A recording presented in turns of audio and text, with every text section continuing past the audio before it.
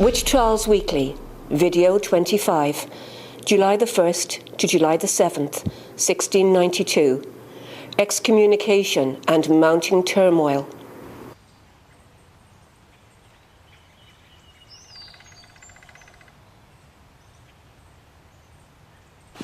Welcome to this week's edition of Witch Trials Weekly, which is being filmed here at the Rebecca Nurse homestead in Danvers, Massachusetts. Let's go inside.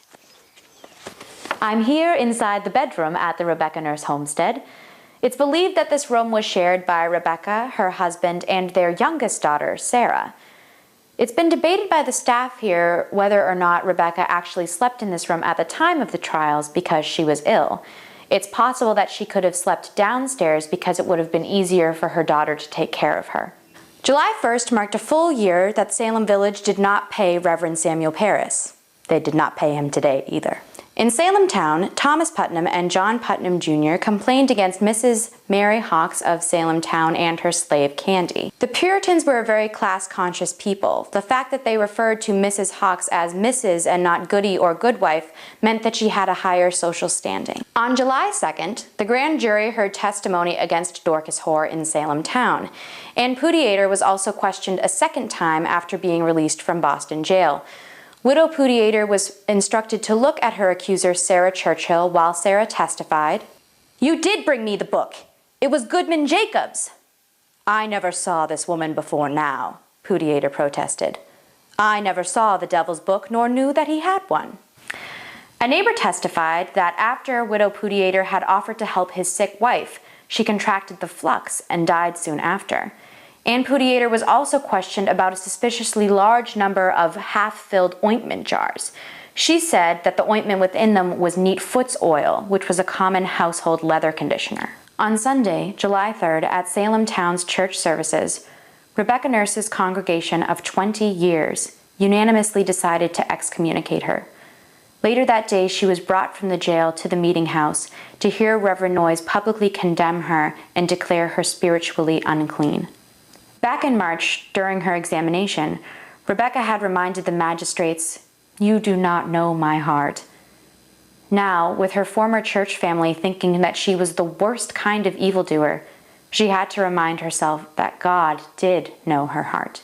Many people believed Rebecca Nurse was innocent. In fact, on July 4th, 39 of her neighbors wrote a petition on her behalf. Armed with this petition, a favorable statement from the jury foreman, and a written statement from Rebecca in an attempt to clarify her testimony, her family went to Boston to meet with Governor Phipps. Phipps granted her a reprieve.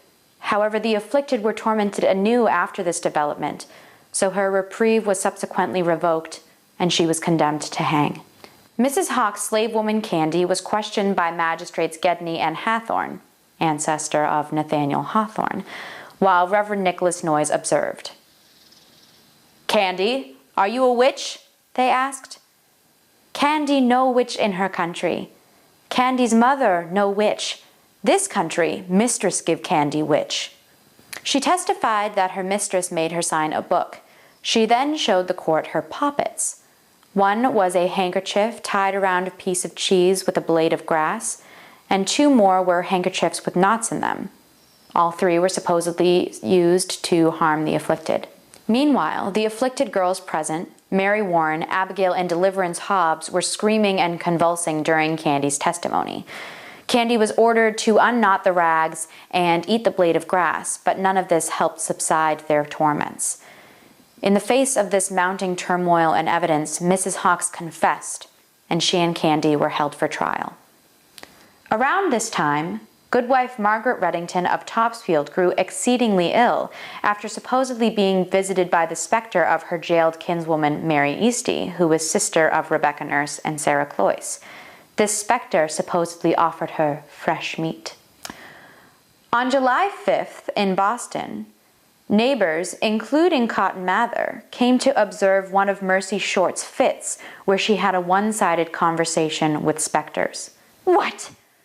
Will you burn all Boston, and I shall be burnt in that fire? No, 'tis not in your power. I hope God won't let you do that." Later that night, a fire did break out in Mercy Short's North End neighborhood. 20 buildings were burned before the fire was contained. For a while, it seemed that the whole town would perish in the flames.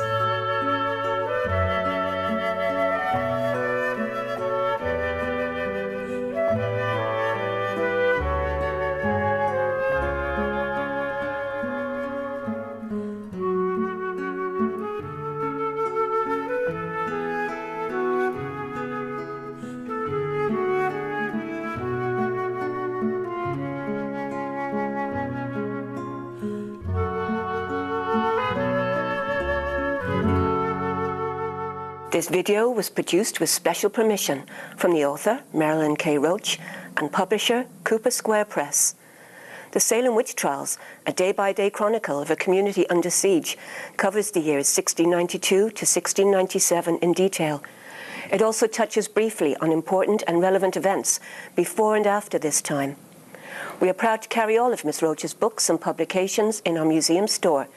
To get a copy for your personal research and enjoyment, please visit www.salemwitchmuseum.com.